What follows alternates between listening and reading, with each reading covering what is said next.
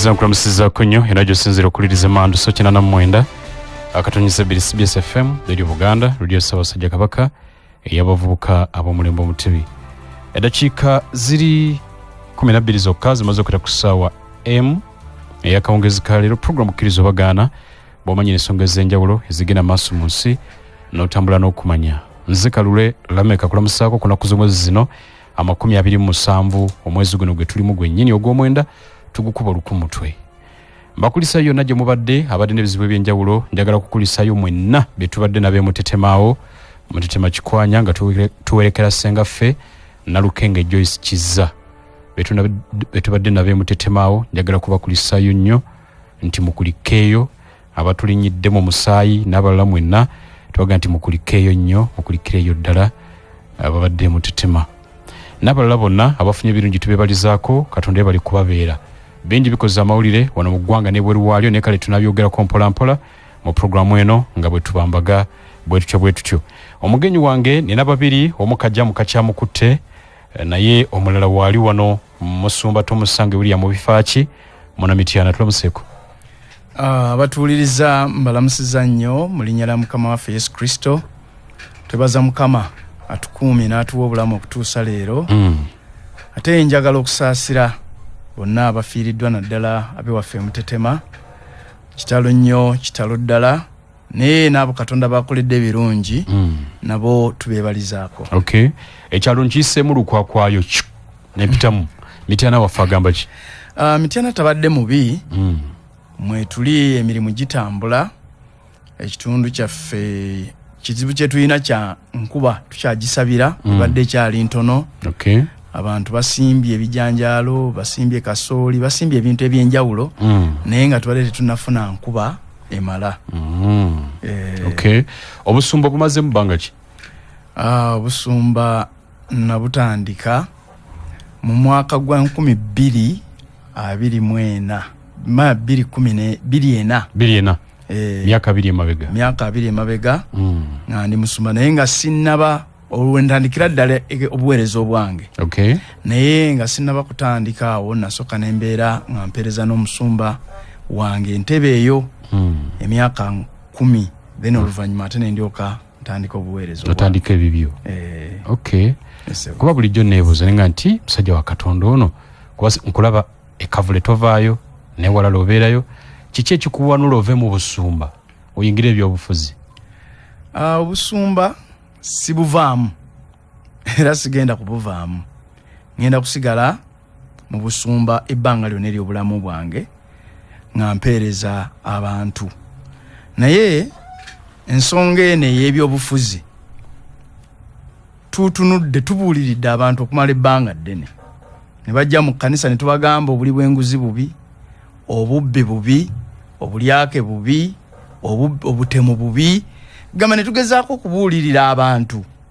Naye abakulembeze betubuulirira nga tebawulira. Kati ngenda okubikkula Bayibuli nga Bayibuli eyogera mu kitabo kya Ngero. Engero essula ya 29 olunyiri lwa 2. Egamba nti abatuukirivu bwe bafuga oba abantu abatya Katonda bwe bafuga abantu basanyuka. Naye ababi bwe bafuga abantu bakaaba.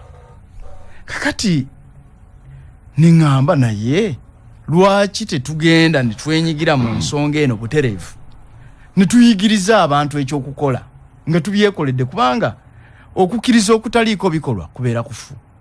Okay. Kakati kwe kusalawo ningamba ngende direct mu byobufuzi tuyigiriza abantu kiki ekituufu ekirina okukolebwa.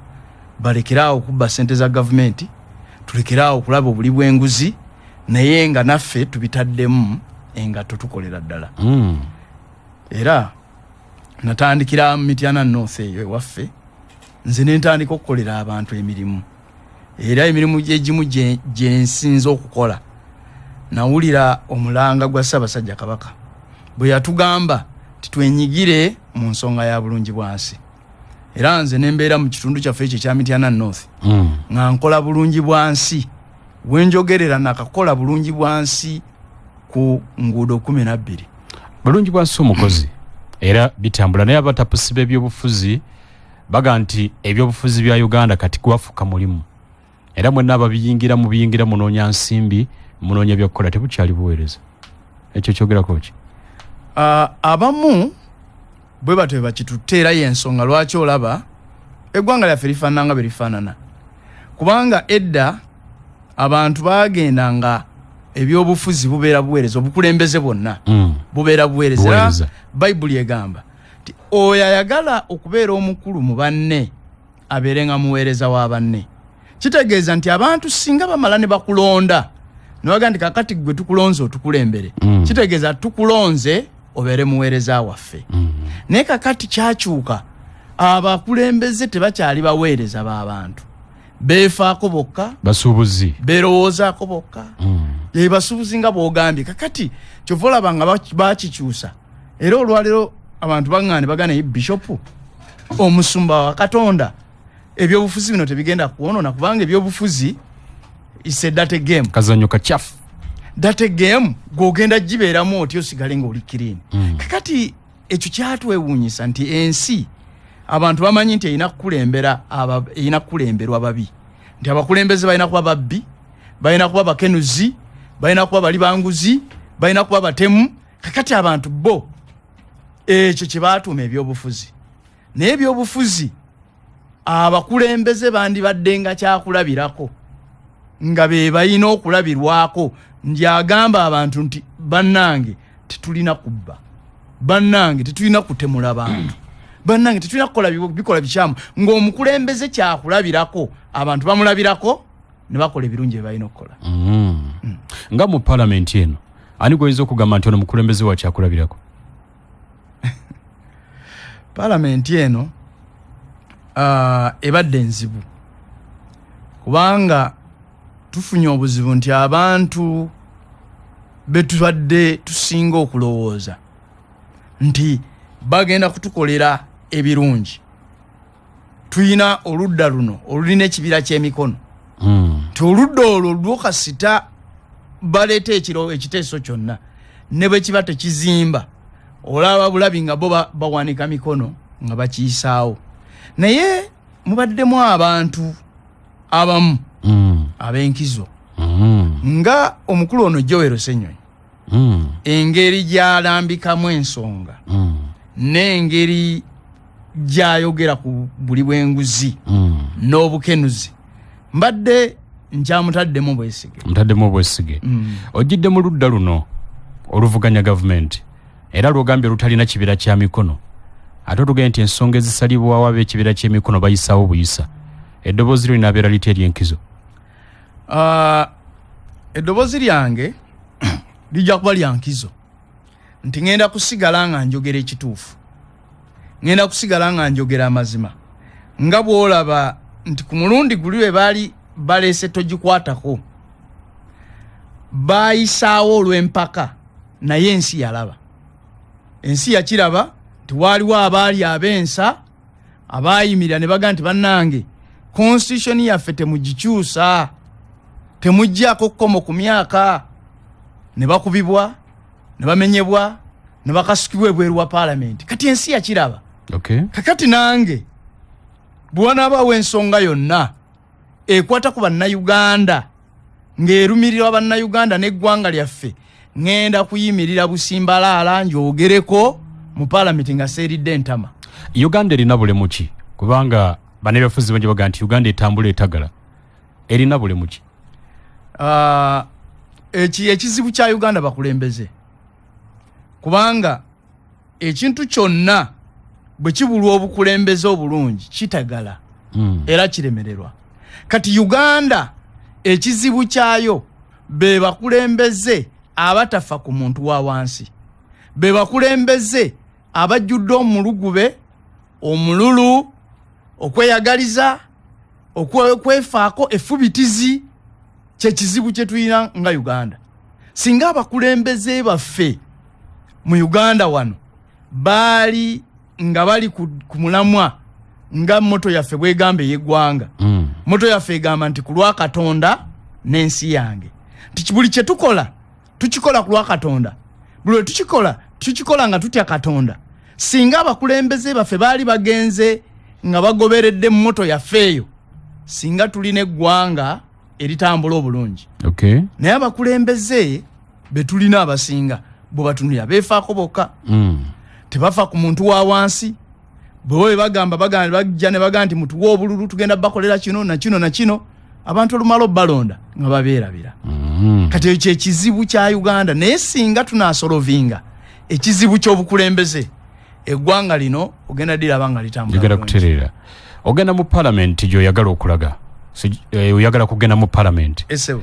Owekitiibwa Mathias Mpuga Nsamba commissioner wa parliament era yali akulira oludda olw'obula government aliko ennongoosereza z'ateekateeka okuleeta mu parliament era lirakubye olukuŋŋaana lw'abannamawulire sabbiiti ejja agenda kusaba okugenda mu leave oba oluwummula ateeketeeka ebbago lino mu nnaku ntono alireete.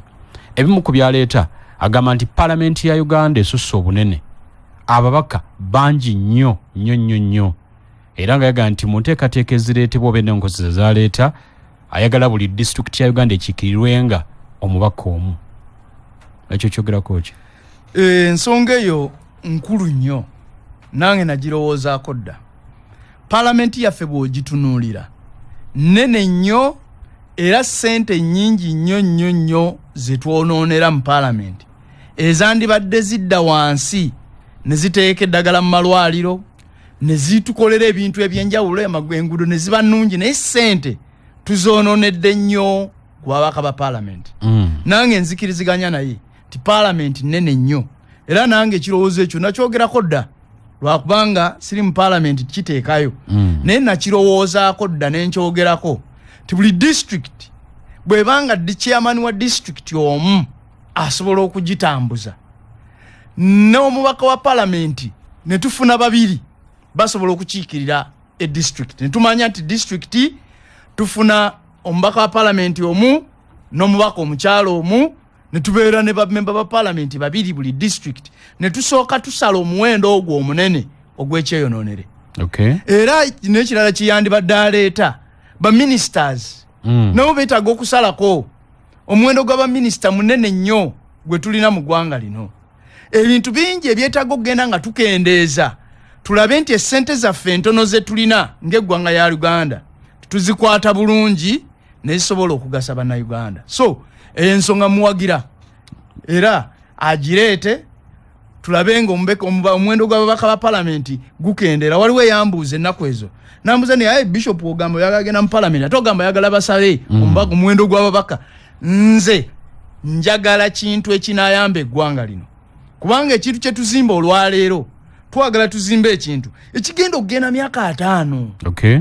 Nga ebbanga nga omulembe ogunaddawo nga ffe tuvuddeko nga gugenda kusanga eggwanga eddungi ekye twagala tuzimbe kubanga Bayibuli yeeyogera bweti nti omuntu omulungi alekera abaana b'abaana be obusika. Kitegeeza omuntu omulungi teyeekolerera, akolera abaana be n'abazzukulu.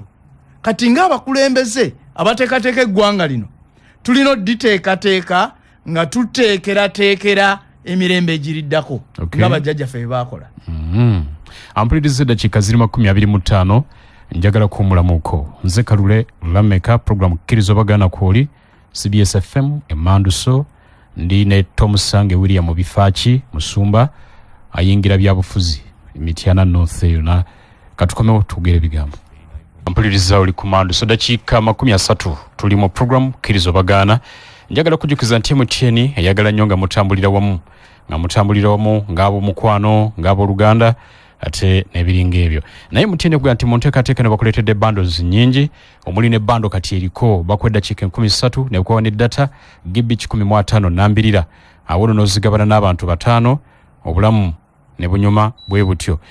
Genda mu ssimu yo nyiga *2*8# nyiga *10*2*8# oba okozesa MTN app ogule bando zino ogabane ne banno obulamu butambule. MTN erungamizibwa Uganda Communications Commission enkola n'obukwakulizo bigobererwa.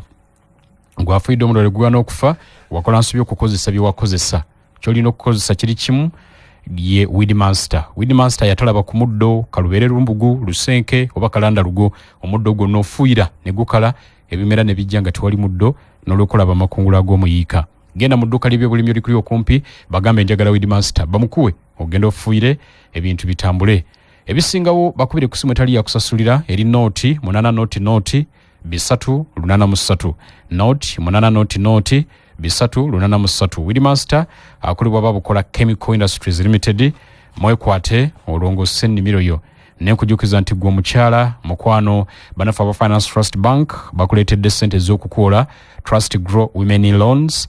Ensimbi zino bazikuwa okuva ku ze weetaaga obutasukka bukadde 200 bazikuwa ebbanga lya myaka 2 ng'ozikutte ate bakolera ku bitundu 10 n'obutundu 5 ku buli 100. Genda ku ttebiro lya Finance Trust Bank erikuli okumpi bagambe nti njagala nsimbi eza Trust Grow Women's Loans bakuwe ssente ogende bwekulakulanye oba bakubire ku nooti 8 nooti 335 nooti 8 nooti 335. Trust Bank, Finance Trust Bank erungamizibwa Banka Uganda enkulu ensimbi zikuumibwa ekitongole ki Deposit Protection Fund of Uganda okutuuka ku bukadde 10. Towerabira Batabula Properties Limited company tunda mayumba n'ettaka ery'ebyapa ate nga bya bwannannyini balina estates nnyingi gamba nga Ganda Estate okuva ku milioni 7 okutuuka ku 6, Bukalango okuva ku milioni 2 okutuuka ku 25, Luwunga milioni 15 okutuuka ku 18, Nkowe milioni 18 okutuuka ku 25, Namusera milioni 3 okutuuka ku 4, Kikandwa milioni 15 okutuuka ku 18, Bombo milioni 15 okutuuka ku 17, Katende milioni 13 okutuuka ku 15, amasannyalaze n'amazzi weebiri. Ebbeeyi eyo ejja mu nsawo yo ate ng'ekibanja mpola bamukkiriza gende nasana ku masitowa osobola okwekwata poloti yo mu bwangu okumanya ebisingawo nooti 7 nooti emu 942 nooti 3 oba nooti 7 nooti emu nooti 5 Mwami Tomusange bifaaki Oweekitiibwa Mpuuga alese ennongosereza nnyingi ezejja nazo omuli n'omumyuka omukulembeze eggwanga akubweko akalulu nga yaga nti nga bwe balonda president ne vice president atambulire mu layini eyo. Ekyo kituufu nnyo ekyo nakyo nkiwagira kubanga olaba ng'Ekenya Kenya bw'oba ogenda mu kalulu obabuulirawo ani agenda okubeera vice president. Kati ekyo nakyo nange nkiwagira nti vice president naye tumukubeko akalulu tumanye ani agenda okubeera vice president. Naye abantu batuuka mu ntebe nalonda omuntu n'omaliriza nga weebuuza nti vice president yakoze mulimu ki ng'omulimu gwa vice president togulaba. Vice president oliwulira nti yavuddeyo n'akola kino towulira nti yavuddeyo n'ayogera kino. So nze nandirowoozeza nti eyo nayo ennongoosereza naye ennyingo ntuufu ngenda giwagira okuggyako wali ku kyababaka ba paalamenti kyeyagambye nti ayagala ate tuteekewo paalamenti endala eya waggulu zibeere bbiri waggulu edduumirwa vice president then neya wansi. Ekyo sikiwagira. Lwaki?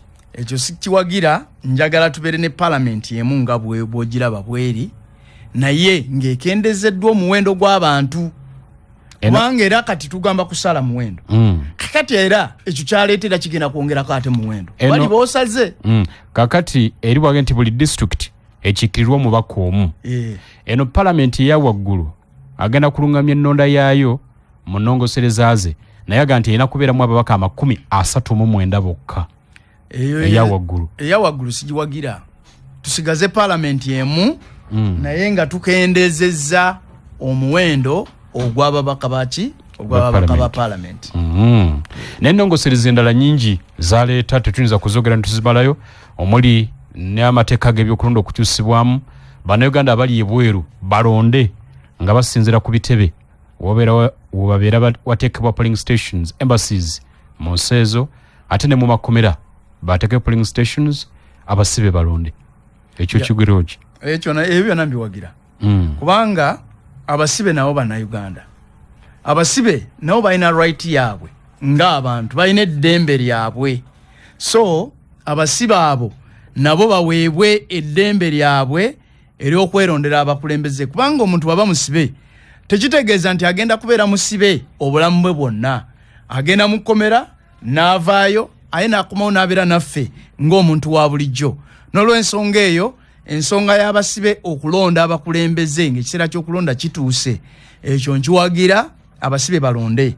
Aye ne bannayuganda bali ebweru nabo balonde kubanga okuseera ky'okulonda kisobola okuba nga kituuse nga nandibadde wano mu Uganda naye ate nga natambudde ngenze mu America kubuulira njiri naye nga nandiyagadde nange okola ki nandiyagadde okulonda so ekyo ntambula ne ngenda wali ku kitebe kyaffe nange ne nnonda ekyo nkikubiriza nakyo bakiteekemu nakyo kiyite bannayuganda ffenna tubeere n'eddembe ery'enkanankana ery'okwerondera abakulembeze baffe bwe tunaabeera n'eddembe eryo n'abasibe ne baba n'eddembe ne bannayuganda bonna ne baba n'eddembe aye n'okulonda nsaba kubeere kwa mazima n'obwenkanya naye okulonda kwaffe kugenze ne batwala obudde ne balonda naye ogenda okumaliriza okulonda ng'ate balangirira omuntu atawangudde ekyo nekino kitawaanya nnyo abantu mu kulonda n'ekirala ne bakeera ne baga nti akakiiko k'ebyokulonda mwabaddemu okubbira naye ate ne bazza akakiiko ke kamu era juzi nawulira awo nga Mzee Museveni aga nti baamubba akalulu naye abantu bagamba nti baamubba akalulu abakulembera okulonda akalulu akabbibwa bennyini baleseewo baddemu balondese akalulu akalala kati bw'obanga abantu abo balondesa akalulu ne kabeeramu okubbira lwaki tebagobwa ne tuteekawo abantu abanaasobola okututeekerawo akalulu akagenda okubeera ak'amazima n'obwenkanya bwe tunaaba nga tetulina kakiiko ka mazima na bwenkanya bino byonna bye twogerako bigenda kubeera byakumala budde nga abantu bakeera ku makya ne balonda ne baga nti tulonze Musumbato Musange gwe twagala abeere MP waffe naye ate ne bakeera ku makya ne balangirira omulala ne mugenda mu kooti okutuuka mu kooti nayo ne bigaana olunaku lumu nali wano nawulira wano mukadde wange nga alaajana bamubba akalulu naye ababba akalulu ke ne bamutwala mu kooti aye ne bamaliza nga bamugaa nti ate tusasule neki ne ssente so bwe kuba nga tuteekateeka ebyokulonda twagala akakiiko akeetengeredde mukadde wafanye oyo gwebadde ogamba akabeera akamazima mukadde wange bamuyita Dr. Sematike yesimbawo ku luli mu Mityana North yanawulira alaajana nti akalulu ke baakabba naye yabba akalulu ate era gwagenda okusisibwa ye yakabba n'akatwala kakati ate ayagala kudda kakati ebintu ebifaanagana bwe bityo ababbi ne babba obululu ne tukakasa nti obubbi obululu bwabaddemu okubbira naye ate akakiiko ne katakwatibwako n'abalondesezza ne batakwatibwako ebyo nno biba bibi ddala so bwe tuba nga tukola ennongoosereza ekisooka ennongereza gye njagala bongeremu president nga si yalonda bakomishona abakulira akakiiko k'ebyokulonda nga abakulira akakiiko k'ebyokulonda abakalonda babeere nga balondebwa nga bali nyuto nga tebaliiko kyekubiira balonda balina kyekubiira naye ogenda n'olaba omuntu nga bamutaddeko kubalondeddwa naye nga yeesimbawoko ku kibiina ekimu ogutali musango kitegeeza nti era bw'anaaba avuddeyo tagenda alina ekibiina kyagenda okukiikirira so twagala abantu nga bali nyuto bakulira akakiiko k'ebyokulonda ampuliriza ku layini kuno nina RDC Maria Museguya Kasule RDC ono tubadde tulina okuba naye wano live naye ali mu kkuba jjejjamu mungi RDC oba mpulira bulungi saundi yange ng'esaalasala RDC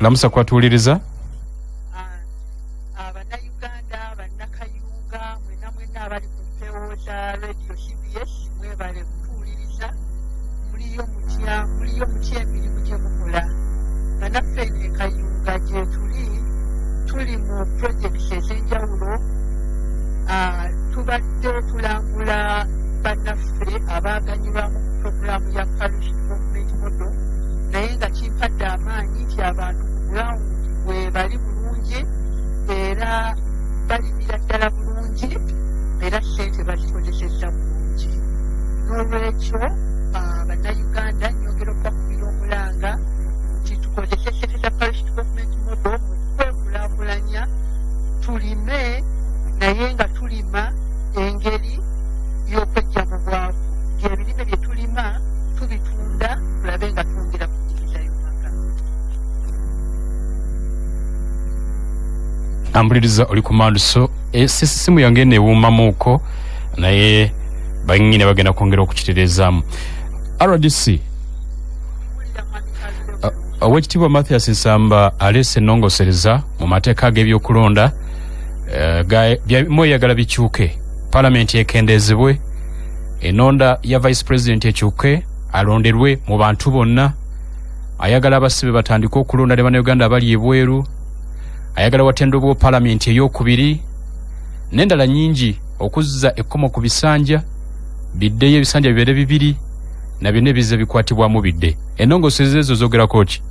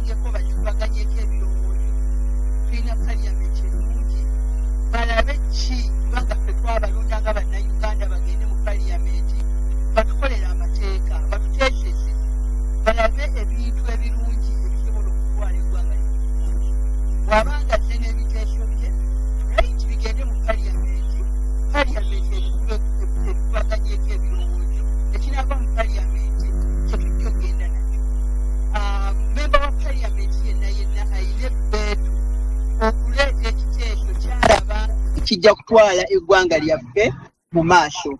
N'olwekyo senga nze sikirinaako buzibu bw'aba alaba nga tekitwala eggwanga lyaffe akitwale mu Paalamenti bakikubaganyeeko ebirowoozo ekinaavaayo kye tujja ogenda nakyo. Era nga bwe mwalaba etteeka lino ery'abaami n'abaami n'abakyala n'abakyala nti lyatwalibwa mu Paalamenti ndikubaganyizaako ebirowoozo era ekyavaayo ffenna bannayuganda kye twatambula nakyo. Musumba Tomusange gwendi naye wano agambye nti kyetaaga n'amateeka agalonda ba commissioners abakulira akakiiko k'ebirondoola gakyuke, President obuyinza aweebwa bungi, abantu abo balema okwetengerera kubanga baliko eyabalonda. President constitution yemuwe bbeetu okulonda abantu abo abatulondesa mu bululu ba commissioners. Era ne ba commissioner balina amateeka agabalungamya engeri gye balina okukolamu emirimu. N'olwekyo ekyo ndaba tekiina nnyo mulamwa. Tubadde nga tukalonda nga tukakuba era kabadde kafulumanga nga kali free and fair. N'olwekyo ekyo teyandimaze ate budde kutwala kiteeso ekyo mu Paalamenti ekigamba nti obuyinza President obulonda ba commissioner ba electoral commission babumugyeko. Ekyo ndaba nga tekiina nnyo makulu, tekyali tumalidde biseera kukiteesaako. Nawe okkiriza muli nti ddala akalulu kabeera kamazima n'abwenkanya ke Uganda? Akalulu kaffe kabadde kamazima n'obwenkanya. Akalulu tukakuba nga buli omu alaba, buli omu n'agenda n'alonda. Nze kyandaga nti akalulu kano kaba kamazima n'obwenkanya okulonda okuwedde nali lwengo. Bye twalonda byennyini ne babiweereza ku Electoral Commission era Electoral Commission bye yasoma. Ne kimpa essuubi nti bye tulonda era bye basoma era eggwanga bye bitambulirako. Ekitegeeza mukama wo yalimba President Museveni kubanga gyebuvuddeko yagamba nti abanupu bamubobulwa kakadde kalamba. Ekitegeeza yogera ebyobulimba. President tayogera bulimba. Ekigambisa nti akalulu kali free and fair. Tebagamba nti kali 100% correct. Okiwulire senga bagambye nti akalulu kano kali 100 ku 100 naye akalulu kali free and fair. Fairness kitegeeza nti mubeeramu empulunguse. Era mubeeramu ebirumira. Era nange nkikkaatiriza nti abanufu babba akalulu naddala wano mu Kampala kubanga baatiisatiisa abalonzi. Ekyo kyo nkikkaatiriza n'enkyongera ku ddoboozi y'omukulembeze w'eggwanga. Abalonzi babatiisatiisa abantu batya okuva mu mayumba gaabwe ogenda okulonda ne bagamba ennyumba ya NRM munaafuluma tujja bookya. Ebikola bino bakola bingi ebyatiisatiisa abantu okulonda, akalulu ka President ne kagaana okuwera. Ekyo nange ekyo buli omu yakiraba. Era ekyo kyo nange President ndi naye ti akalulu kaffe nuupu aka NRM yakayingira mu naddala wano mu Kampala. Musumba ali wanagaye nti abanupu abatalina mundu ddala batisatisa batya abalonzi. Tebalina majambiya, temwalabanga obutambi nga bangagabokya amamotoka nga batuga abantu babanyola ensingo. N'olunaku olwaleero waliwo omuvubuka azze mu ofiisi wa bodaboda n'aŋŋamba abanuku bamukanga okwokya boda ye kubanga yagitimba ebipande ng'agenda ku birthday ya president okuba we yagitimba ebipande paka kati tabijjangako kati baagala kugyokya. Okwo kutiisatiisa mu bululu akalulu kayinza okuba free and fair. Era akalulu president kyagamba nti baakabba baakabba abantu batya okulonda ng'abantu mu layini babavuba be bamanyi nti ba NRM. Byali bibi nnyo. Abavuganya bano mu byobufuzi ate babeekokola mu RDC mbumwe mukulemberamu okubba akalulu n'okutiisatiisa abantu eyo. Tubawa bukuumi. Ffe tubawa obukuumi okulaba nga tukuuma enjuyi zombi abantu bave mu kalulu nga tebalina bisago. Ate ffe akalulu tukayingiriramuwa. Obubokisi bwabwe bubeera wali ne babukuba tetukola mu electoral commission ba registrars be babukwata ne babutwala ku point y'okubala ne babubala ate ba RDC obulu babuyingiriramuwa. Ffe tubawa obukuumi obubaddengawo ebbanga lyonna ffe nga abakulira ebyokwerinda mu madistrict. Baga nti mukola ku lwa Mukama wammwe eyatondawo ebifo era n'abawa emirimu ng'abaana be mukola kunyweza taata. ate tukola ku lwa Mukama waffe tulonda abantu kati ng'ate nyina akalulu kamu era we mmala okukuba akanga akamu keeko era abantu bagenda ne balonda nga we baagala ne tubawa obukuumi. N'olwekyo ffe mu bululu tetwekubirira era ebiva mu bululu bye tubala lwakubanga akalulu nga president bwagamba kalimu nnyo ebintu ebitatambula bulungi. However kali free and fair yeyo fairness. Tujagamba nti kali 100% oba kali ku bitundu 10 ku 10 nga katuufu. N'abanupu no babeekokola bagamba nti obubbi bwammwe obw'NRM koyi. Obubbi bwaffe obw'NRM nga abanupu kyebeekola mu bululu nga n'omuntu ayambadde essaati eya yero nga bagira omuwa obutwa nga beeyisa bubi. Katukomewo. Ne bavuma ne bavoola ne bawemula akalulu nga kaali kabi abanupu nga bakakwata bubi. Ampulirize Malusokooli dakiika zigenderera tuyingire dakiika 53 akadde kaweddeyo naye katumalirize tumbewumbe programu eno. RDC nkyamulira wano ku lukomo lw'essimu nga bwasalasala jamu. Njagala kujjukiza nti ffenna tukosebwa akafuba n'akawuka kaleeta mu Kenya. Kino nno tekiriko busobozi bw'olina naye abantu abalinako obulemu basanga emiziziko mu kukeberwa n'okujjanjabwa n'okufiirwako olw'obuzibu bw'omubiri okuyisibwamu amaaso n'obuzibu obulala bungi. Kale nno tugamba nti abantu 5 ku buli 10 kwaba balina obulemu be basobola okufuna obujjanjabi bulijjo okukebelwa n'okujjanjabwa ng'obudde bukyali. Kitaasa obulamu tokkiriza bulemu kukusigaza mabega funa empeereza ku kafuba n'akawuka kaleeta mu Kenya okuva ku ddwaliro erikuli okumpi. Okumanya ebisingawo kubira ekitongole ky'ebyobulamu ku noti 8 noti 10 nkaaga mu mukaaga noti 8 noti 10 nkaaga mu mukaaga. Obubaka buno bukutuusibwako ekitongole ky'ebyobulamu n'obuwagizi okuva mu ADIFA Uganda ne Stop TB Partnership.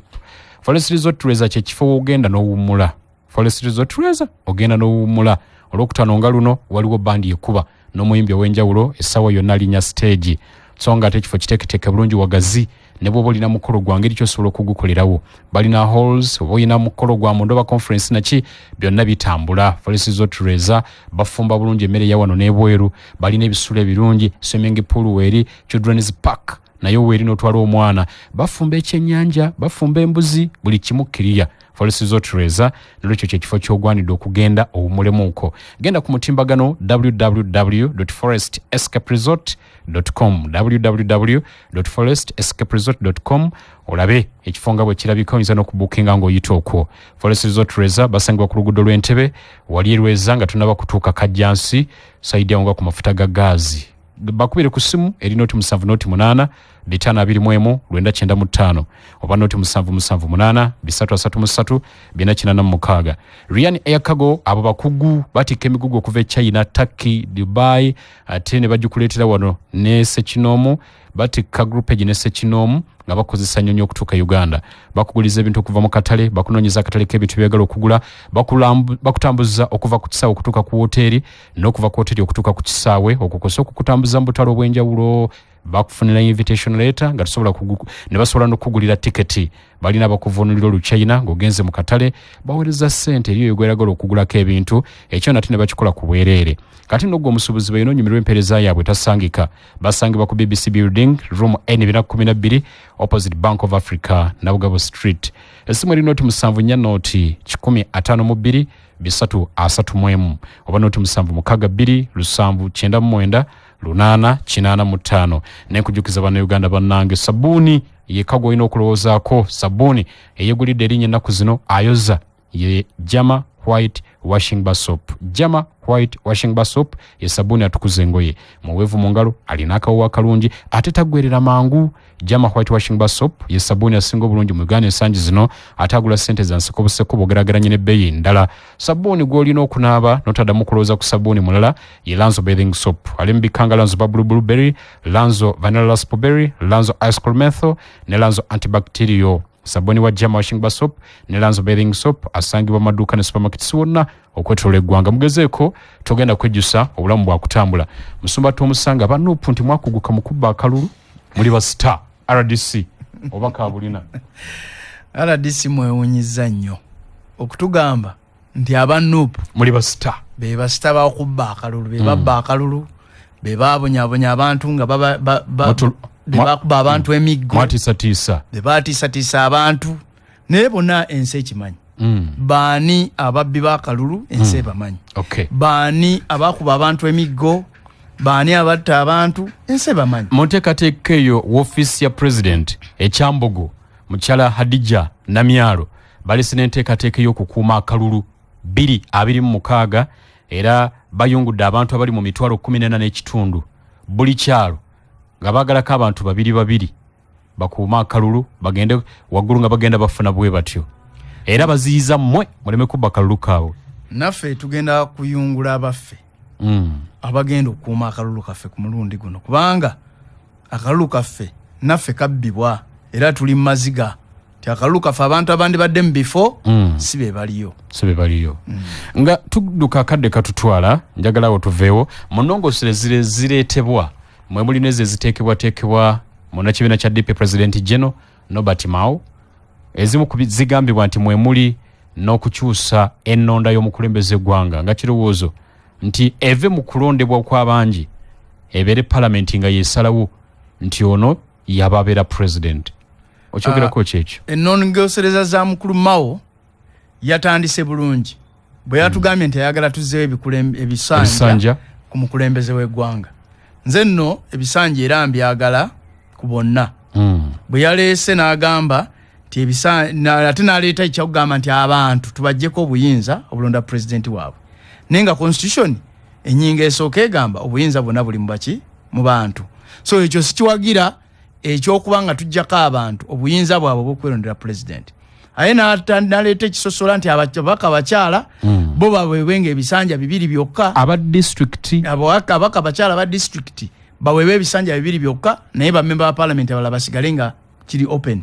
Nze nandirowoozezza nti ebisanja bwe biba nga bizzibwako abakulembeze bonna tubateekeko ebisanja okuviira ddala ku erosi wano.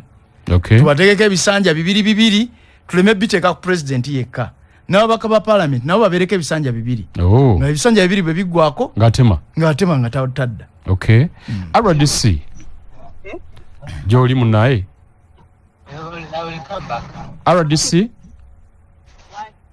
RDC aliwa okomyewo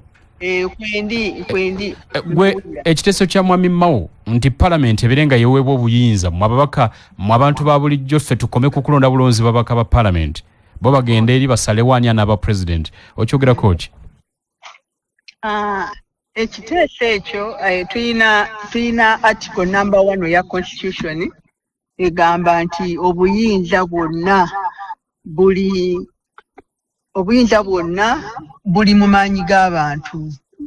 N'olwekyo abantu balonda ba members of parliament ne bagenda mu parliament. Abantu kubanga tubalonda okutwalayo ebirowoozo byaffe. n'olwekyo nze kyenkyogerako ŋŋamba nti era nga bwe naggambye mu ntandikwa nti akitwale mu parliament bakikubaganyeeko ebirowoozo kubanga ne bamember of parliament baba balonze omukulembeze w'eggwanga era ffe tubalonda nze ndaba nga kyekimu kubanga omuntu gwe mulonda yayina endowooza yammwe ava mu kitundu ekyo aba mulonze n'olwekyo kyekimu parliament weneeba ekibayinze kiri fine naye era newe tunasigala ino nga bwe kibadde nti abantu bonna basimbe layini bakuba akalulu era kyekimu kubanga n'omubaka era ava eno mu bantu tekirina nnyo njawulo bwe ndaba na kino ekiriwo naye parliament ekikubaganyeeko ebirowoozo erabe weeraba nga kyekitwala eggwanga lyaffe maaso tugende n'ekyo wekiba nga kino ekyenkalala ku byalo kyekirungi tusigale mu nkalala zaffe tulonde abakulembeze baffe be twagala nolwekyo parliament etengeredde kyesalawo ge mazima parliament etengeredde ffe twabalonda ababaka abali mu parliament ffe twabalonda ffe twabateekayo naye kati parliament bw'eneegamba nti biiru eyo gye bagenda okubaganyaako ebirowoozo eri bweti era gye tujja okgenda nakyo nze kugamba amaanyi gaffe gali mu parliament twawayo ababaka batukiikirire bakubaganye ebirowoozo balabe ebyo biki ebitwala Uganda mu maaso n'olwekyo mawa atwaleyo etteeka lye bakubaganye ebirowoozo balabe we banaalaba nga kyekisinga tunagenda n'ekyo we banaalaba nga kyankalala tujja genda n'enkalala zaffe tubadde tusimbanga enkalala ku byalo era ne tukuba obululu bwaffe ne tulonda abakulembeze nga ssemateeka bw'atugamba. RDC ebimu ku birowoozebwa ebiri mu nteekateeka ebireetebwa mwe muli n'ekyokukomyawo ekkomo ku bisanja biddeyo ku bibiri Musumba Tomusange Bifachi wano yagambye nti n'abaka ba parliament bateekebweko ebisanja ate era n'abamu ekkomo ku myaka era bagamba nti nalyo likomewo ate bibyogerako ki? Nati sijja byogerako nnyo ng'era bwe nkugambye mwami Kalule nti obuyinza bwaffe bwonna obw'Abannayuganda buli mu parliament bamemba ba parliament RDC kati nga bwe nakugambye sina kizibu RDC wanje gwe nga gwe oli Munnayuganda nga tonnaba kulinda mubaka wa parliament gwe nga gwe olina kirowoozo ki nga Munnayuganda nga tojuliza parliament yensonga lwaki nkutadde ku muzindaalo kulowooleza Bannayuganda nga nze kinoomu naye nja kulowooleza Bannayuganda ng'amateeka gakoleddwa agavudde mu parliament ngambe Bannayuganda bagagondere sijja balowooleza kubanga ku biki bye baagala ne abaka be twalonda katubawo obudde batulowooleze batubuulire kyekituufu. Okay, kale ekyo katukikomyawo ampuliriza eddakiika zitambulirira nina omugenyi w'essawa ey'okubiri essawa yonna atuuka watuukira wano nga nkusiibula ku muzindaalo guno wagire w'essawa ey'okubiri naye nga tuwumbawumba akalulu kasimbudde era kati tuli mu sizoni yennyini wakati ey'akalulu ndowooza Musumba Tomusange ekyo kimanyi tuli mu sizoni ab'ekibiina ky'NRM bali mu kutalaaga ebitundu eby'enjawulo omubaka yali omubaka Namayanja ali mu bitundu by'Obusoga atalaaga President Lirabadde Nakaseke Mwami Tadongo ali mu bitundu bya Mambuka bali kati mu kunyweza era buli omu bw'alabaga nti akaluno kandibanga kasimbudde abanupu muli ku ki no position ekizibu kye tulina kiri kimu nti fe batulemesezza kubanga ogenda n'owulira nga President waffe Kyagulanyi agamba njagala kutambula ngenda Mityana ate bwaga nti ngenda Mityana ne bagaa togendayo ne basuula emisanvu so nze kyensaba wabeerewo amazima n'obwenkanya ground ebeere leveled buli muntu yenna nga waddembe nga bali be batambula naffe tutambule tutandika okweteekateeka ewa mwe bateekayo emisanvu emisanvu gibeerawo emiggo ne gibeerawo tiyagaasi n'abeerawo batulemesa okutambula naye naffe twandibadde tuli baddembe okutambula ng'abalala bonna be batambula RDC tumaliriza ekisaawe mukireke nga kiri leveled ne bano balajja nambwe ate mwe mukisussa mwe mwagala mukole ebyammwe eki mbadde njagala kudda onzirire Mwami Kalule mbadde kiwulidde bulungi mwe muli mu kutambula aba ab'ekibiina kyo bakuba enkiiko ez'enjawulo mukyala Namayanja ali mu bitundu by'e Busoga President yabadde Nakaseke Mwami Tadongo ali mu Mambuka muli eno nti ewammwe emikolo gitambula bulungi naye Mwami Kyagulanyi n'abopposition abalala kasita bagamba nti tugendako wano security ng'eyiika wano nedda wano temutambula ekisaawe lwaki temukireka nga ground eri kyekimu nabo batambule nga namwe bamutambula. Prime Minister w'eggwanga Semateeka amuwe bbeetu okutambula kubanga ye leader of government business mu parliament. Amuwe bbeetu okutambula okutegeeza abantu ebivudde mu parliament era atambula. Ku byakyagulanyi ekyatuukawo mu kutambula kwe baamuleka n'atambula. Naye ekyatuukawo ku lutambula lwe olwasembayo ng'agenda e Masaka abaana baafa. Abaana we baafa Ssenyonyi n'avaayo n'abeewaka na Honorable Ssenyonyi n'agamba nti abo abaana tabamanyi babadde tebatambudde nabo. Naye ng'abaana baali mu lwale zaabwe abaana ne babakoona nnyina n'abaana bemmanyi e Kawempe.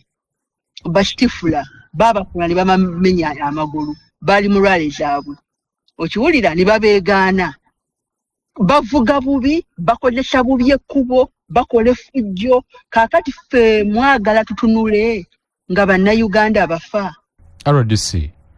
Mukyala Mugisha, Vice President wa NUP mu Western Region eyo yafudde. Babadde bamusabirayo nga bagalagenda ku kisawe kakyeka era tebabakkiriza kugendayo. Naye era balina be bakonye ne babatta mu kufiirwa. Kaakati ebyokwerinda by'embalala wayinza okubanga ku kisawe kakyeka tewabaddewo byakwerinda bituufu. Kati ebyokwerinda by'embalala era bikulirwa RDC atwala district eyo. Kati RDC alina obuvunaanyizibwa okulaba wa olukuŋŋaana we lulina okubeera. Tomanya nga obudde wabadde agenderamu nga waliwo intelligence nti ekifo tekiri. Ofisi ya RDC eyagala kulaba nga buli munnayuganda mulamu wamu n'ebintu bye n'ebyobugagga bwe. N'olwekyo security erina olukusa okugayidinga w'okuba olukuŋŋaana. Kale tweyanziza nnyo akadde kadduse njagala tumalirizeewo naga nti neeri waaki twerimba palamenti yeegerekera omusaala ogwo tesobola kugusalako era okusalako obungi bw'abakiika mu palamenti kubeeranga kwegoba ku mulimu tekisoboka. Fred Munyonyo bw'atyo bw'ategeezezza nti ekyo kiba kizibu naga nti wano mu Kampala bwe twali mu kulonda ba RDC temwawaawo obukuumi mulyoke mugambe nti akalulu kabbibwa n'okutiisatiisa abantu. Kyazirubinge Namuŋŋoona agambye nti ebyabakulu tabimanyi kubanga tayita mu kalulu amanyi nkaayana za ttaka nti RDC ebyakalulu gwe tobimanyi manyi nkaayana za ttaka. Richard yaga nti mbuuliza omukyalo oyo gw'okubidde akakiiko k'ebyokulonda tewaliiwo we kagambira nti akalulu kabeera kati ak'obwenkanya ng'ate abavuganya babeera babasiba n'okubazibiranga amakubo ne batatambula. Akalulu awo kabeera katya ak'amazima n'obwenkanya. Munongosereza Mpimpuga ayongereko nti MP aleme kubeera minisita. Onalese nti Oweekitiibwa Mpuuga ennongosereza oleeta yongerako nti omubaka wa palamenti tafuulibwa minisita n'ebirala bingi naye akadde kaffe kadduse. RDC bula batuuliriza. Abatuwuliriza mwenna naddala bannakayunga. Kati ndi Kayunga ndi mugole nze RDC we Kayunga. Bannakayunga mbaagala nnyo era njagala tukwatagane tukole bulungi era mbasaba tweyongera okuwagira omukulembeze w'eggwanga Gino Yoweri Kaguta Museveni kubanga yoyo yekka agenda okutambula obulungi ng'atwala eggwanga lyaffe maaso. Twegale nnyo Mwami Kalule airtime kunkubirako. Nabo booli nabo mu studio ndi musanyufu okubanga nange muntadde muteeseganya. Wano waliwo nti RDC mukozi wa gavumenti akalulu akagenda buterevu asabira mukamaawe ate omukozi wa gavumenti towegobesa ku mulimu. Ngambye bongere okumuwagira nga bawagira government programs okuwagira president oba wagira government programs. Tweyanziza nnyo batulabire. Ampuliriza oli kumanduso messages nyingi amasimu gaka naye akadde wano waliwo Kawuma Sitenda agambye nti oyambako ki balizanya RDC amulungudde ensonga aba opposition weba wangudde tewaba buzibu webatawangudde we wabeera obuzibu. Mwami Tumusange maliriza. Njagala okwebaza Mwami Kalule webala okutuwa omukisa guno okubanga nsobodde okujja ne mbaako byenjogera eri bannayuganda nengatte tafaali ku ggwanga lyange. Njagala okwebaza mwenna abadde batuwuliriza mwebale nnyo mwebalire ddala mwekuumire ku manduso ebeerako ebintu ebituufu era ebintu ebyamazima. Wano waliwo nti ng'ogenda nti mbuliza Bishop bifaaki okweyuzayuza kwa Nuupu Emityana kumulekawa nga ye ajja obuzimu kalulu waliwo Emityana gaye erinnya siriyogera. Okweyuzayuza si kulungi. Era tugezaako okulaba nga twegatta. Okay. Kubanga obumu gemaanyi. Wataabe bumu tuba tusobola kuwangula naye nzikiriza ntugenda kwekolamu omulimu nga bannamityana. Tugenda kwegatta era tukkiriza nti Mityana yaffe ku luno yonna egenda kubeera ready. Kyova olaba nti nze nyimiridde mu Mityana North luli gye babba akalulu. Ku mulundi guno tebagenda kukazanyiramu. Okay. Mukama abeere nammwe era Mukama abawe omukisa. Nze Bishop Tom Sange omusumba w'enkulaakulana enkyukakyuka okuva Mityana North. Ampuliriza kampu mulemu nkomawo ne bannaffe aba tugenda kusoma ku bya bulimi bye tugendamu ebyobulimi sawa ey'obwavu mpologoma CBS Pewosa katukomewo. Kazibwe Kapo agamba nti Pewosa ekittavu bw'ozikola tuzirya bw'otyo naye tereka obulamu bunyume. Eddakiika ziri 15 zimaze okuyita ku ssaawa 2 ez'ekiro ky'olunaku olwaleero. Bwavu mpologoma tugenda kutulontoka okuva n'okutuuka ku ssaawa 3 ez'ekiro. Nina Mwami Kisitu Frederick kitunze okuva mu kampuni eya KF Agritool Supplies Limited. Tulamuseeko. Ansanyuse okubeera nga ndi wano mwena abatuliriza musiibye mutya olunaku olwaleero emirimu gitambudde gitya. Erinnya nze Kisitu Frederick nga nvudde mu kitongole ekya KF Agritool Supplies Limited. Musangibwa KF Agritool Supplies Limited tusangibwa Kampala ku Container Village ekizimbe Farmers Center tuli ku level eyokusatu. Wawo tusanga oba Container Village wandibadde abasinga bamanyi Container Village naye nga abagiyita Sebana Kizito Road lwero oluguudo oluviira ddala ku paaka empya okuggukira ddala paka ku Entebbe Road. Okay.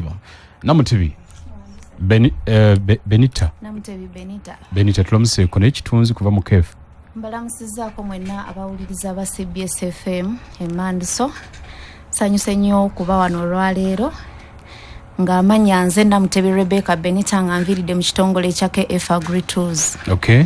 Ampuliriza nga tusimbula n'abakulu bano kankujjukize lumu nti omwaka guno eddwaliro ly'e Lubaga lijaguza emyaka 25 egy'okuweereza abantu wamu n'obujjanjabi obwesigwa. Tukwaniriza okutwegattako ku kyeggulo kyaffe eky'okukuŋŋaanya ssente nga 17 omwezi ogw'ekumi gwe tugendamu omwaka guno kijja kutandika ku ssaawa 9 ez'olweggulo ku Popopo Memorial Hotel e Lubaga.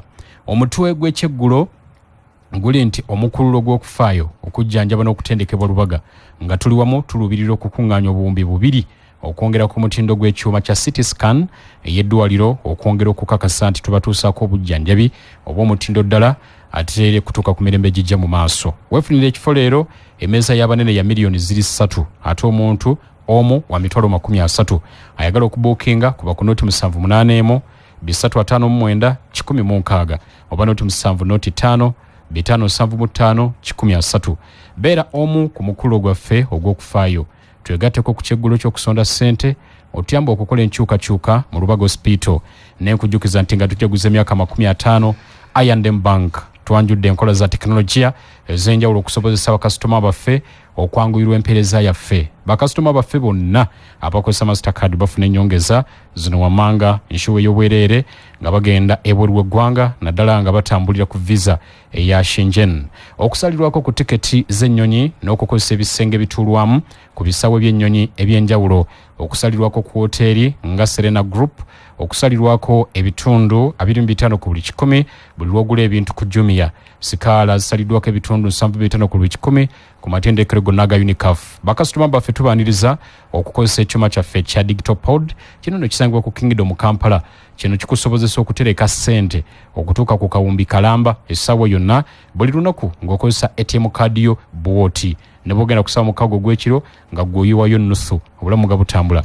I&M Bank tugamba nti tuli ku sayidi yo. Banka ya I&M erungamizibwa ekitongole kya Bank of Uganda. Ssente z'abakasitoma baffe zirabirwa ekitongole kya Deposit Protection Fund of Uganda okutuuka ku bukadde 10 nga ngenda ewa Kisitu kankujjukiriza ddala Honest Estates Developers Limited basaba crude estates zaabwe empya omuli Gayaza Chiwenda Phase 5 Mabombo Phase 6 ne 7 Kachiri Nampunge bakyalina n'ettaka mu estates zaabwe nkadde ku Lwehoyima waliyo Nansa na Bujuuko Kigoma Namusera Bugembe Namusera Phase 3 Kachiri Mwera Kachiri Magogo Gobero Muguluka Phase 1 and 2 Wakisoka Sengeje Kachiri Simba Mannyo ku Lwentebe balina Nakawuka 0 phase 4 ne Salutaba Expressway.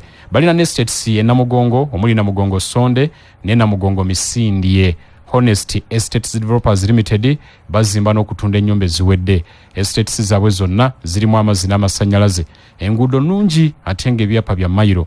Emiwendo gyabwe mirungi nnyo ddala ate nga bakkiriza n'ekibanja mpola. Honest Estates Developers Limited basangibwa ku Martin Road okulira Naga Khan Roundabout ku Mankesha Building omwaliro ogusooka beeyune eyiro b'amazima. Essimu erina oti 772 57 28 7 oba noti 7 noti emu 57 28 7 ampuliriza leero amakana tugenda kugasimba ku bulimi obw'okufukirira. Batugamba nnyo nti bw'olimira mu sizoni eya jjumula mbutofunamu nnyo bekiri kwenkana oli agamba nti nze eri bwe gunaaba gwaka nze nongera kusimba ennyaanya bekiri eri zijja kuba zibaweddeko nze ate mbawe ku bbeeyi ennungi. Naye nga situnaba kugenda eyo abantu so kubategeeze KF balina biki bye mwateeka ne Masaka mu mwoliso mwe bali kuwulisa kakati gwe yakatwegattako nziramu okweyanjulira nti nze Kisitu Frederick nga nvudde mu kitongole kya KF Agri-Tool Supplies Limited. Gwe atamanyi KF Agri-Tools kati nkulaba weebuuza bakola ki? KF Agri-Tools tutuusaako abalimi ebyuma ebikozesebwa mu kulima eby'omulembe eby'omutindo ate ku bbeeyi gye nandiise ey'enseke obuseko. Byuma ki? Mu byuma bye tulina pampu ezikuba amazzi mu nnimiro n'ewaka, tulina empira ezitambuza amazzi, tulina obuuma obufukirira oba bwe twandiise sprinklers nti mu kifo ky'okwata kawotalinkani ogenda ofukirira kikolo ku kikolo oyimirizaawo ka sprinkler mu nnimiro ne kakuba amazzi enkuba n'ogitonyeza mu kiseera kyetatonyera. Tulina obuuma obusaawa omuddo. Mu abalunzi tulina obuuma obusalasala ebisagazi nti tekikwetaagisa kukwata jambiya agenda ng'otematema oluusi oyinza n'okwetema ng'oli mu okutematema n'ejambiya. So jangu otweyunira ba KF Agri-Tool Supplies Limited ebyuma ebyo byonna tubirina. Ebyuma ebikongola kasooli oba gye twandiise maize shellers byonna tubirina. Tulina ebyuma ebifuuyira eddagala oba ze twandiise garden sprayers byonna tubirina. Ebyuma nga sprayers waliwo ebbomba ze tulina nga ocharginga nga bw'ocharginga essimu yo. Tulina ebbomba nga oteekamu amafuta n'ogenda n'ofuuyira eddagala naddala mmwe abalima kwegamba ebibala, abalima emiyembe, abalima emicungwa. Ebbomba ezo zonna tuzirina. Epika ne kasuka waggulu eri ekubira ddala waggulu kumpi mita 10 okuva oba ng'oyimirire. So gwe oba weetanidde KF Agri-Tool Supplies Limited bino byonna ojja kuba obifuna kabeeyi akalungi. Kantwala omukisa guno okwebaza buli yajja ku mudaala gwaffe e Masaka ku mweleso gw'akaggo gwa Pewosa. Mwebale nnyo, mwebalire ddala era tubakubiriza nti bwonna wonna embeera mutwetaagidde mujje mweyunire ebintu byaffe bye tulina eby'omulembe. Okay. Masaka kyabatambulira kitya? Masaka tekyali kibi, kyatambula bulungi. Abantu bajja era abali betaaga okuyiga baayiga, abali betaaga okugula baagula. Kwegamba abantu beebale kujja. Tubakubiriza nti n'omwaka ogujja era mujje mu bungi nga bwe mwajja n'okusingawo. Masaka obwetaavu bwabwe bwasinga kubaawa? Masaka abasinga balima mmwanyi. Obwetaavu bwabwe okusinga tulina akuuma kaffe akakoola omuddo nti ekikwetaagisa kwata nkumbi. Bakakuuma ko baakaagala nnyo era twatuuka ekiseera nga we tuli wonna wonna butuweddeko nga tulina ate tumya Kampala. Kwegamba nga buli omu agamba nkaagala nga twasooka kuleeta butono bwakulabirako. Naye ng'oli agamba nti ze mugezesezaako nze ate gye njagala yennyini gye mba ntwala. Tumugamba nti tuleka tubalage n'abalala basobole okulabirako. Nagala nedda nze njagala kutwala eyo. So baayagala nnyo akakuuma, abalala ne baagala nnyo akabomba ka yingini akafuuyira eddagala. Tugamba ebimu ku bintu ebyabasanyusa waliwo ne pampu ezikuba amazzi, waliwo eza sola, ez'amafuta, bintu bingi nnyo bye baayagala. Naye ebyo bye baasinga okusimbako essira okusinga okutwala. Okay, kanakuuma kalima katya? Kakuuma ako kaba kakuweeka ku mugongo. Kabeerako ekirima nti otekamu kubako kayingini okateekamu amafuta olukakisa booti ko katandikirawo okukola. Enkumbi n'ekola. Kakola birime ki ne kasooli? Kakola nnyo mu birime nga biri mu line okusinga kasooli kasobola okulima mu mmwanyi. Kasitoba nti ekikumbi kyako kisobola okuyita walina okuba nga waliwo space. Kyova bankubiriza nnyo abalimi nti bw'oba osiga olina okusiga ebintu nga biri mu line. So tokwata bukwasi n'okola kye tuyita broadcasting oba n'okasuka bukasusi. Babulobe bakasuka. Tulina ekyuma kye tuyita seed plant ekisobola okuyambako okubeera ng'osimba mu line. Ate nno kyo omukisa oguliwo nti tekikozesa mafuta. Osindika kisindike.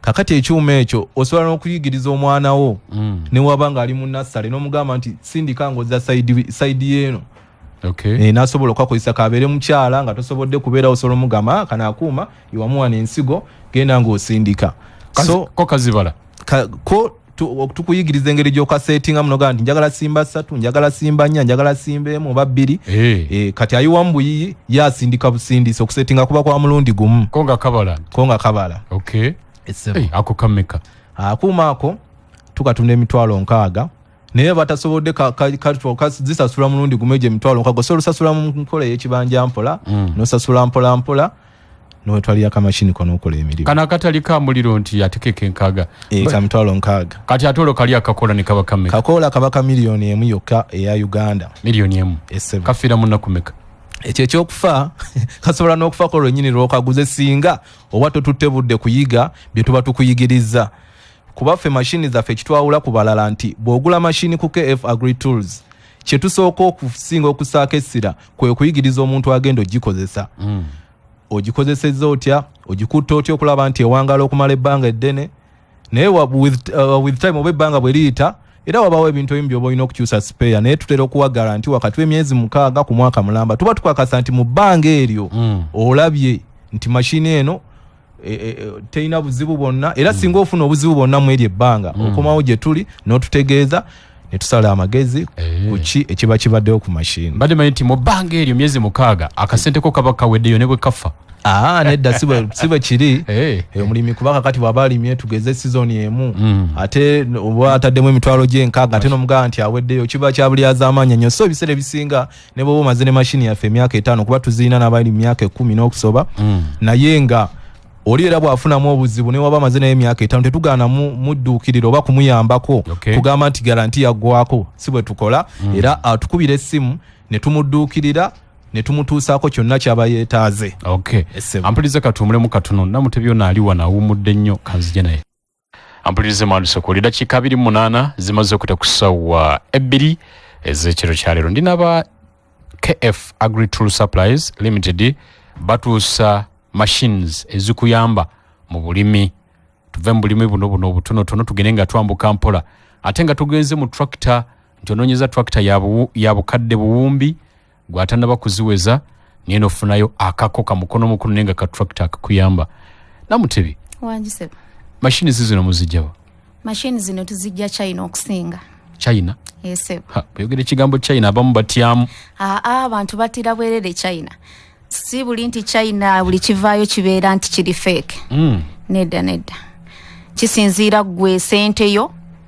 yekuwa ekyo kyolina okuleeta oba oleeta original oba fake kati ezammwe zijjayo ki ezaffe zijjayo ki ezammwe sente zijjayo ki zijjayo original tuleeta original eka gwe tutuusa wano banga nti ebimu ate byawano ebyuma byemutunda bikolerwa wano ebimu bikolerwa wano naddala ebyuma bino ebisala omuddo gw'ente yes bikolerwa wano eno ewaffe ebisala omuddo gw'ente mulimu ebyuma bingi ebikolebwa wano eno bikolerwa wano bipangirwa wano kupangirwa wano kubanga bigambo byanjawulo tuziga nti bikolerwa wano kakati okutereezaamuko katono waliwo katugeze ekyuma ekisala omuddo gw'ente ekyuma ekikongola kasooli kyo nga kyekyuma kikolebwa wano kyetuteekako nga tekikolebwa wano ebeera yingini kubazo yingini tetunaba nga Uganda tetunabafuna busobozi buzikola naye ekiseera bwe kiriba kituuse nga tufunye obusobozi obwo tujja kubanga byonna tubikolera wano mukama mulungi kakati Namutebi wanjise abamu bwe bawulira ku kulima okw'okufukirira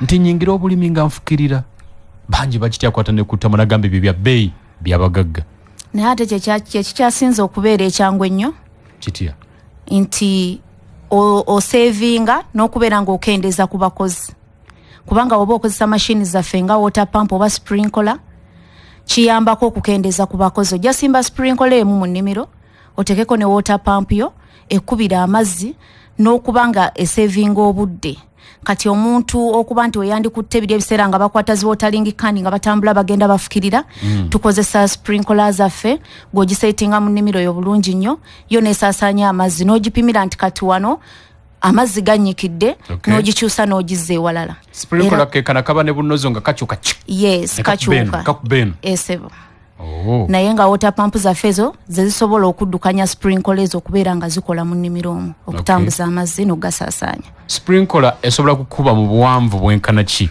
ng'ekasuka amazzi okuva weeri tuyina ezitandikira mu meters 25 obuwanvu zifuti 75 yes nga bwe yetoloola ekola meters 5 yes So diameter yayo ngebeera 5 sikitegedde bwe kuba obuwanvu etwala 25 bwe komawo ne yetoloola nekola 5 esebo okay kati ngeyo yesookerwako yetandikirwako kwezi eziyimirira ku standi naye te nga tulinayo n'obutonotono buno bwe tuconnectinga mu nnimiro ne tufumita obufumisi mu ttaka ne buba nga busaasaanya amazzi nga bo buli mu ttaka yes nga ziringa nywanto nga ziringa nywanto mugenda mbuteeka mu points ez'enjawulo Okay. pipe ne ziba nga ziyitamu nga zileyingiddwa ne bufulumya amazzi esebo kakati sprinkler ngeyo joge nti ene kuba 25 mita nena 25 futi 15 esebo omulundi gumu eba mu Esebo. centimeter eyo eringa mitwalo 45 ng'erina standi yaayo ne fitting zaako naye ng'empiira teziriiko ne water pump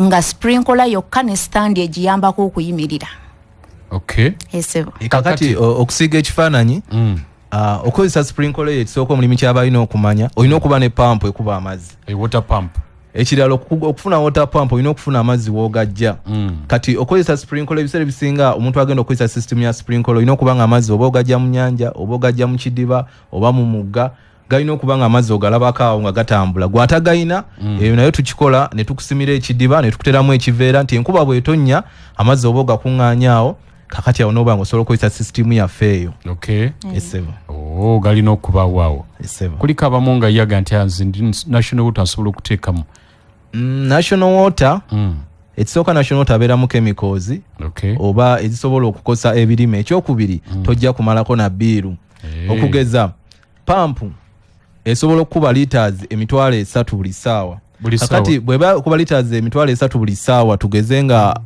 ogenda fukirira AKM kakati bodda wali erina okubamu ekibalo liters 3 ziba sente nyingi nnyo oba ogenda kubanga ayagala saving ate okumekerere ng'oyonoonye bonoonyi nti ogenda sasula amafuta agagenda okuba ezo liters 3 lita namba n'ekitundu ate ng'olina nosasula gana amazzi g'okubye so tukubiriza nnyo abalimi okubeera n'amazzi genandiyisa kwegamba agatali ga national water obanga Okay. ogajje oba mu kisaalu oba ogajje mugga oba ogajje mu nyanja oba olembese osikubanga tulinawo n'enteekateeka nti osobola okusima ekidiba mu nnimiro mwennyini gana amazzi agatonnya ku gundi ku mabaati go ne tuteekako engogo ne ziba nga zitwalira ddala paka mu kidiba ekyo okay naye omulimi yenna ali eyo obanga opulaninga akozesa national water nze nkubbirako kaweddemu nti kaba kaweddemu dda okay esebo kakati bwe mba ngenda kulima tugeze yiikeemu esebo nga yanyaanya esebo kangeze esebo mba neetaaga mashini zenkana ky'okubeezaawo yiikeemu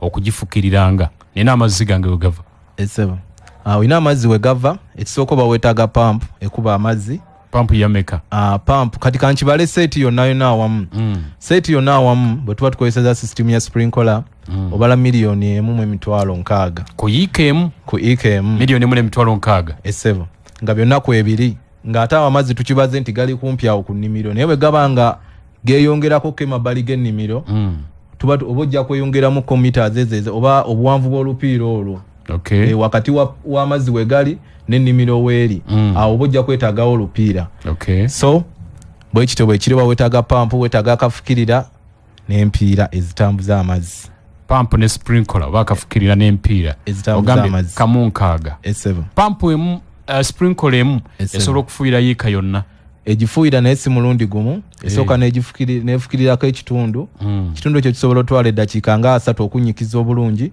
n'ogikyusa n'ogiza mu kifo ekirala okay kikutwalira ki kufukirira eka kisobola okutwalira wakati wa liita 1 n'ekitundu ku liters 3 ez'amafuta aga petroli okay esebo kakati ku miliyoni yange emu Esebo. mu emitwalo 6 esebo mumpeerako ne kamashini akatokota Esebo. okupika amazzi gano byonna bibeera ku package yawamu keeko kapampu Ke keekakola kapampu. ogwo omulimu kubanga eri sprinkler yaffe gye twogeddeko akakuuma kakasuka amazzi keeka kwegamba tekasobola kukolako ngako nga tekaliiko kikawadde mazzi oba Okay. kikawadde pressure kati ekikawa pressure kekano kapampu kaffe akatokota akatokota oyiwamu amafuta esebo yiika miliyoni 1.6 esebo n'olima ku musana eno gwaka esebo ate gweno nti okungula. kwegamba gogenda okutuuka mu katale okutunda nga balala bali mu kusiga kikuyamba nnyo nti oba weeramula mu bbeeyi naye bw'osalawo okulima nti olaba enkuba etonye kansige mugenda tuuka ekiseera mwena mukungule mu kiseera kyekimu otuuka eringa ebbeeyi gye waleka nga eri waggulu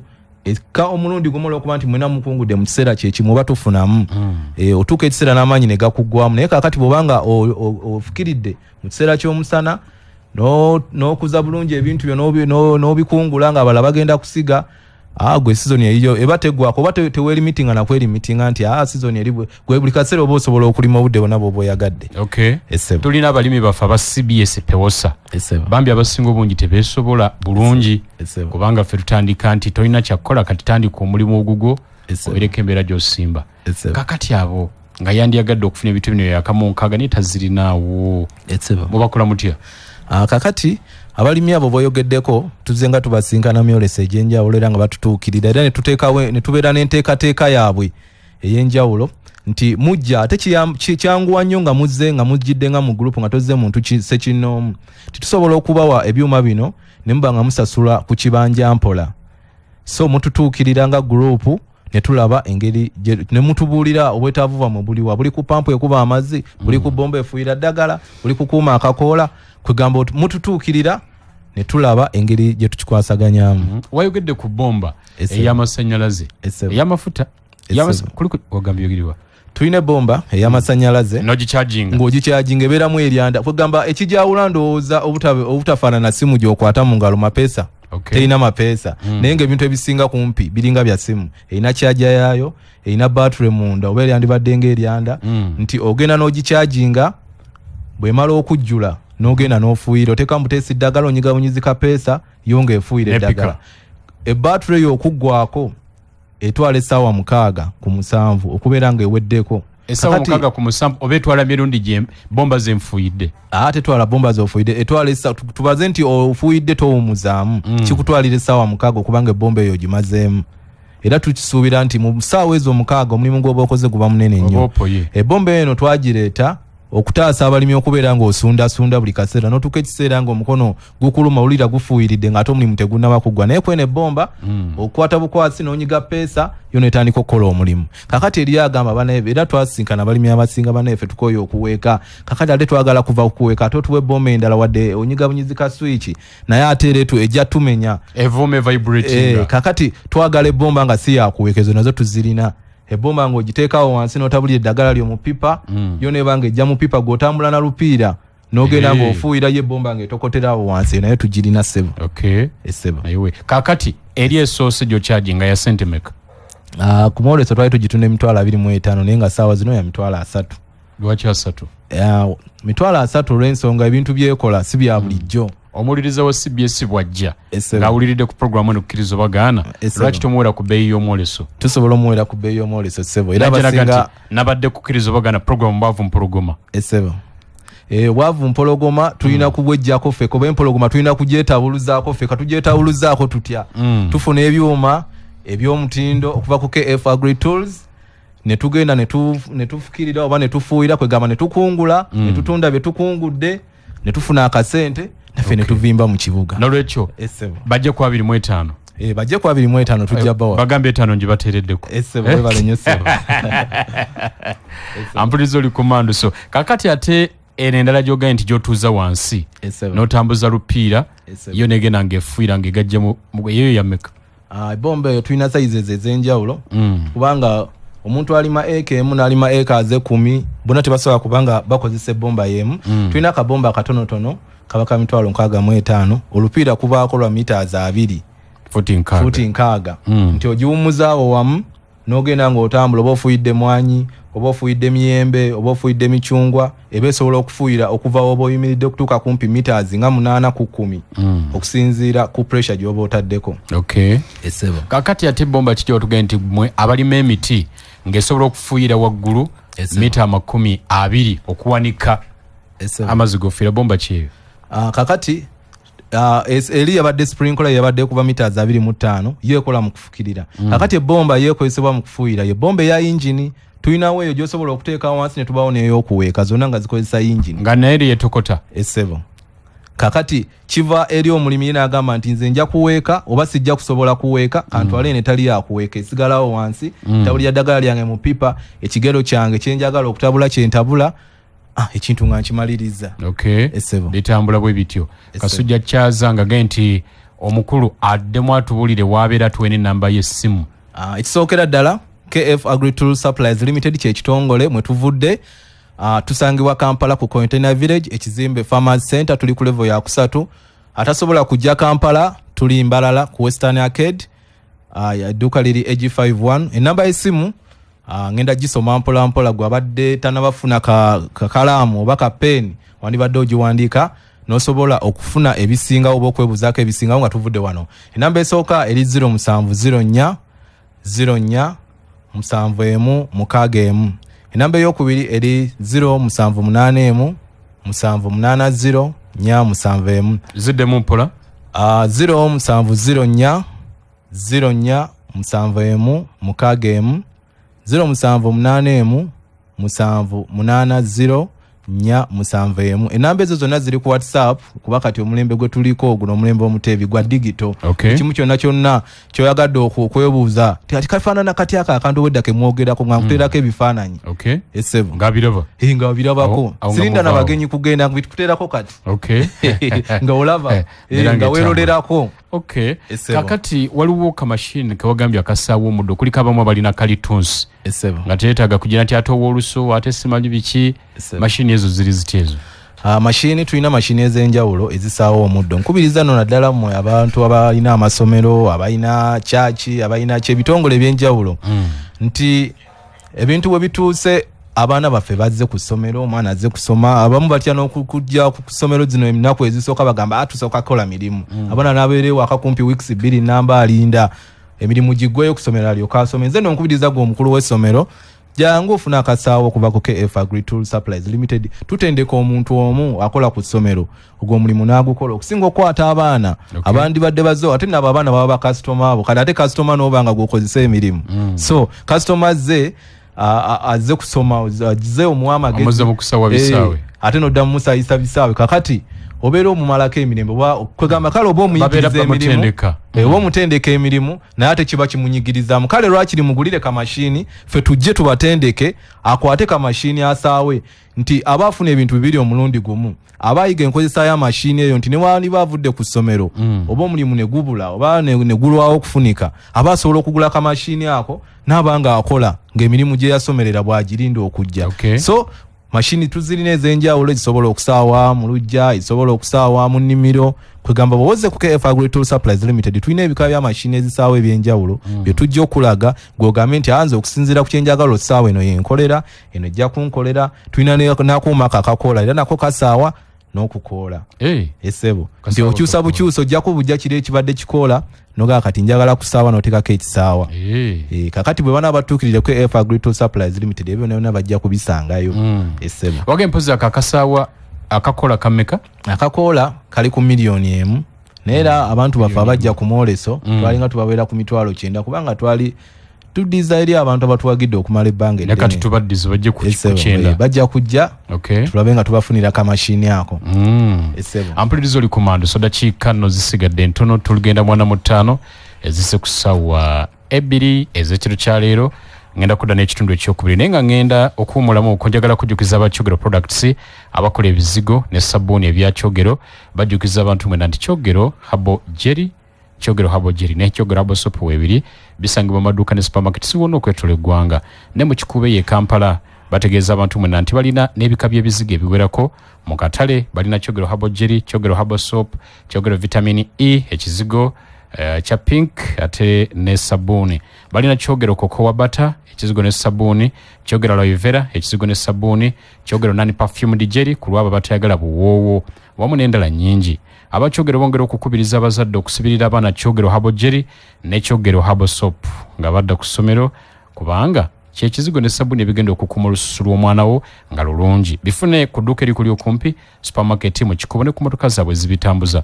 essimu lino ti 754 55 72 3 oba noti 392 17 68 72 katumulemu katono nkomawo n'ekitundu ekisembayo puliriza maaso kulida dakiika tusigaza 10 tuyingire mu ssaawa 3 ez'ekiro kya leero bwe zinaakona 3 Salongo Damulira agenda kutuwa amawulire kikakasa nti wali wuliddeko ekigambo insurance nayo kimanyi bulungi Omanyi emigaso gya insurance training college bakutegeeza nti osobola okufuna obukugu mu kisawe kya insurance nga weewandiisa mu masomo gano wammanga: certificate in insurance, professional certificate of proficiency COP. Jangu weewandiise kati otandika olugendo lwo mu kisawe kya insurance training college ly'ettendekero lyokka eryakakasibwa okusomesa amasomo aga insurance mu Uganda, era nga balina n'amasomo ga insurance agali ku mutendero gw'ensi yonna. Okwewandiisa kyalira omutimbagano gwabwe ku www.itc.sc.ug oba weereza obubaka ku email eri admissions@itc.sc.ug admissions@itc.sc.ug oba bakubire ku noti 417 3 noti 417 3 Insurance Training College tukulembeza bukugu. Aba conversion feeds bategeeza abalunzi b'enkoko ez'ennyama mwenna nti bakuleetedde akalungu entrako concentrate katabulwa mu mmere y'enkoko ez'ennyama. Kalimu calcium ayamba okugumya amagumba, kalimu ebipimo ebituufu bya proteins ne vitamins ebiyamba enkoko zaffe okukula obulungi. Kayamba enkoko obutafulumya kalimbwe mubisi nnyo, kino nno kiyamba okukuuma ekiyumba nga kikalu buli kiseera. Enkoko eridde emmere omuli akalungu ka entrako tefuna masavu mangi agayinza okugireetera endwadde. Enkoko bwe zirya emmere omuli akalungu kano zikulira wamu era ziba zizitowa kyekimu. Enkoko eziridde emmere omuli akalungu ka entrako mu ssabbiiti 5 ziba zizitowa okusukka ku kilo 2. Conversion feeds basangibwa ku head office yaabwe ku ploti 5 Coronation Road, Old Kampala, oba ku matabi gabwe okwetoloola eggwanga lyonna. Essimu eri noti 782 208 208 oba noti 7 lusanvu 92 noti 64 ojja kuba omanya ebisingawo. Bwenzirako katone bwa Kisitu nga tumaliriza, waliwo betwayogeddeko abalunzi banjagala kusala muddo gwa nte. Ezo mashini tetuzikonyeko na bei yazo zirimu zebika. Mashini ezo zirimu ebika ebyenjawulo, era nga bolaba betwogedde ku yumu ebifukirira. Tulinayo omuntu akolera nga kantu katonotono n'oli omubedde akolera ekintu nga kinene. Kakati tulina mashini ezisala omuddo, eriyo nga tekozesa mafuta wabula nga yo gikwata bukwasereka ekijambira kyayo n'ogenda nga osala mpola omuddo. Tulina ekozesa amafuta aga petroli, tulina ekozesa amafuta aga diesel. Mashini zino ekyenjawulo ekiziriko naddala ezo ezikozesa amafuta nti osobola okuba nga olunda ente ezo, oba olunda mbizi, oba olunda byonna byoba olunda. Kakati oyinza okuba weetaaga okuba kasooli oba kyetwandiise broken. Mashini eno yemu esobola okikola nti esobola okumala okusalira ebisagazi. Tulina obutimba obugirako ng'okyusa katimba nogaa kati njagala kuba kasooli, enkoko zange njagala nkuba emmere y'enkoko. Nso kyogenda okugula emmere y'enkoko ng'ate olina mashini yo. Tukuyigiriza engeri gy'okikolamu n'okyusa akatimba. Tekitwala na bbanga ddene nnyo, kitwalira kikanga 5 n'olaba engeri gye bakakyusa, okakyusa akatimba n'okuba emmere y'enkoko ate n'oba ng'osala n'ebisagazi. So mashini yemu nga yekikola. So abalunzi tubakubiriza nti mujje mashini zino muzirabeko KF Agri Tool Supplies Limited, mujja kuba mufuna enjawulo mu kulima n'okulunda. Eriyo omuntu ali eyo kuba nfunye wano ka message nga waliwo ngamba kakati fe watasobola kutuuka Kampala, oyogera ku Masaka, Mbalala, waliwo ffe tuyinza okuba tuli Kayunga, tuli Mukono, eriyo abantu abali eri Ebuyikwe. Tukoze tutyo okulaba nga tutuukako. KF Agri Tool Supplies Limited bwe twogerera saawa eno tulina amatabi 2 gokka, Kampala ne Mbalala. Naye gwe wenna abatwetaaze okwetoloola Uganda yonna tetulina we tutatuuka. Tusobola okukola enteekateeka ejja ku nnimiro yonna w'obeera oli ne tukutuusaako empeereza yaffe ey'omutindo. Okay, zino mashini za ssente meka ezisala omuddo? Mashini ezisala omuddo tulinawo akatonotono kabaka mitwalo 5 ako tekalina kikakozesa, sika amafuta, sika oil, kwegamba gwe weetaaga just maanyigo okubeera ng'osala omuddo.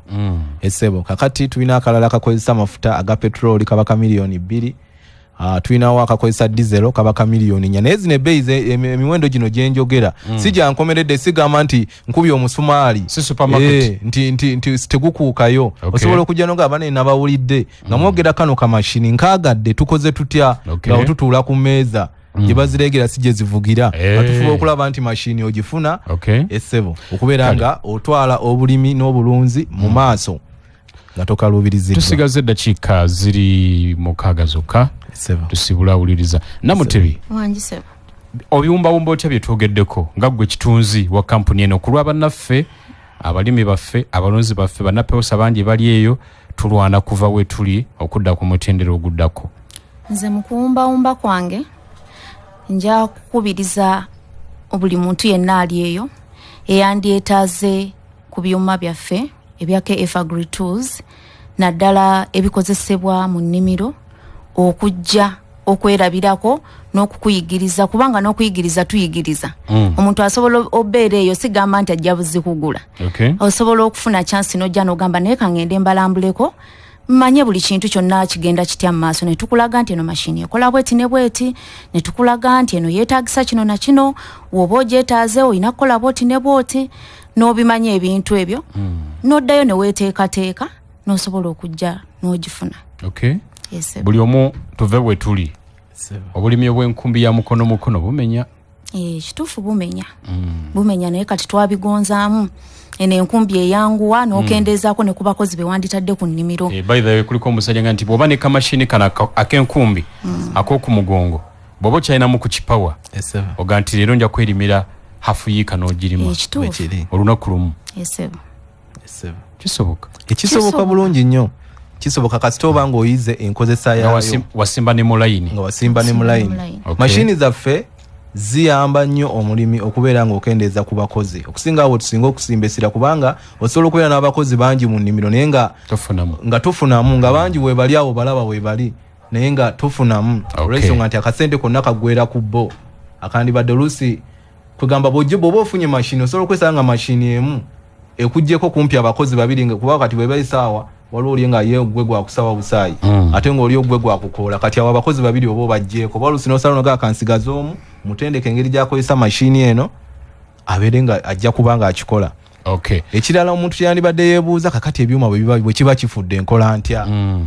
Bwe kiba kifudde oba wakigula kufa oba tewakigula kufa osobola okubeera ng'olina ekyuma olina gye wakigula oba wakigula kufe naye nga kyononeseeko akantu katonda kitegeeza nti ate okikwata okisuula eyo mu sitoowa kibe nga tekikola.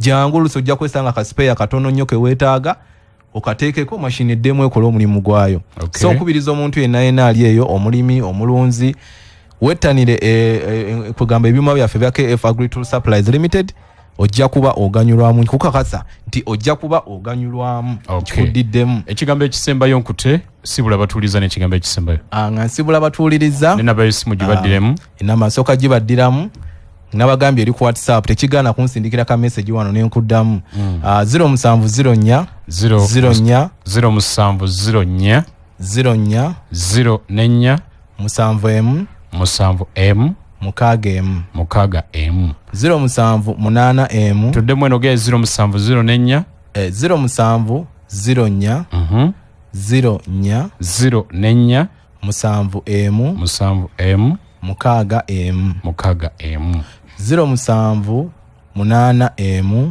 07 780